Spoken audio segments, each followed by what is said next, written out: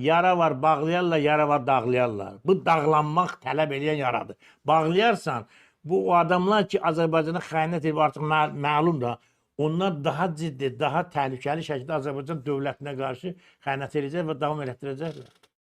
O parlament buraxılmalıdır. O parlamentdə Ramiz Mehdiyevindən razılaşmış deputatların hər biri mühakimə olunmalıdır. Əmlakların mənbəyi öyrənilməlidir. Rusiya ötürücülər pullar öyrənilməlidir. Sən bilirsənmi ki, Azərbaycanda korrupsiya yolundan çıxarılan pulun 50-60% Rusiya məmurlarına gedir? Hər bir məmur özünə uyğun Moskvadakı nazirə pul aparır. Maşınlarla dollar gedir ora. Niyə onlar bu Azərbaycanı buraxmaq istəmirlər əldə? Qoyun kimi sağırlar. Hər gün keçdikcə də daha çox tələb olunur. Çünki müharibədə pula ehtiyac var. Bəli, ona görə də. Məcbur da onlar da bizi soyurlar burada, milləti soyurlar. Bugün Ramiz Mehdiyevə qarşı ittiham söylüyor. Bu ittiham düz deyilsə, bu ittihamı irəli sürülən vətən xainidir. Kim ki bu ittihamı yalanı irəli sürür. Yalanı irəli sürürsə. Bu dövlət məmurudur. 20-30 Azərbaycanı idarə edən bir adamdır. Sən bunun haqqında deyirsən ki, sən vətən xainisən və sən dövlətə zoraki çevrilişə hazırlaşırsan. Deməli, zoraki çeviriş hazırlaşır. Deməli, bu bir qrupdur.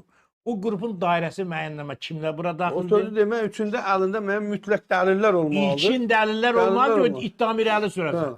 Ramiz Mehdiyev Petruşovdur nədir? Ona məktub yazmağı hələ o demək deyil ki, məktub yaza bilər bəlkə. Amma buradan iş görülübmü? Kimlərlə razılaşır ki, mən komanda evində qalxarsan. Zaten Ramiz Mehdiyev Petruşov məktub yazırsa deməli burada hər şey hazırlayıb ki, yazırsa. İndi mən təhcələ qoca indi baxmaq lazımdır. Daxili İşlər Nazirliyinə kim bura qoşulub? Müdafiə Nazirliyinə bura kim qoşulub? Fövqəladə Hallar Nazirliyinə bura kim qoşulub? Ayrı-ayrı nazirlər və komitələr, prezident aparatından kimlər buna dəstək verib? Millət vəkilləri hansı buna aktiv şəkildə iştirak edib, qalanları da pasif şəkildə? Baxın, uzun illərdir mən bunu deyirəm, bir daha demək istəyirəm. Zaman İlham Əliyevə qarşı və Azərbaycan dövlətinə qarşı İrandan, Türkiyədən təhdidlər olub, təhqirlər olub. Bir dənə parlamentdə oturan deputat və yaxud da bütünlükdə parlament nə İranla bağlı, nə Rusiya ilə bağlı ağzını açıb danışmır. İndi sual verirəm.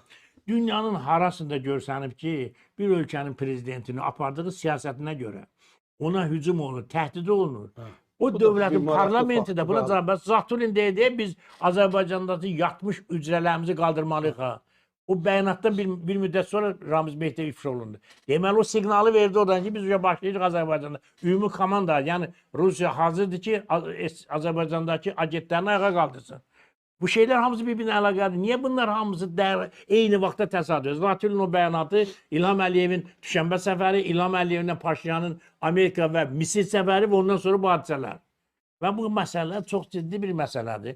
Əgər biz bu məsələni köklü sürətdə həll edə biləcəksə, Azərbaycan bir dəfəli Rusiyanın həm agentura təsirindən, həm siyasi təsirindən, həm də başqa təsirlərindən xilas olacaq. Və nə olacaq? Biz Rusiya ilə qarşılıqlı faydalı əməkdaşlığa isnad edən əlaqələr qura biləcəyik. Yoxsa bunu yarı-yarımçıq əgər bir dənə Ramiz Mehdiyevlə bir 3-4 nəfər bura qoşsalar, məhdudlaşsa, yerdə qalan o agentura şəbəkəsi qalsa, Azərbaycan dövlətinin hələ təhdidlər uzun müddət qalacaqdır. Və bu negativ daxili siyasətlə bu davam edəcək belə.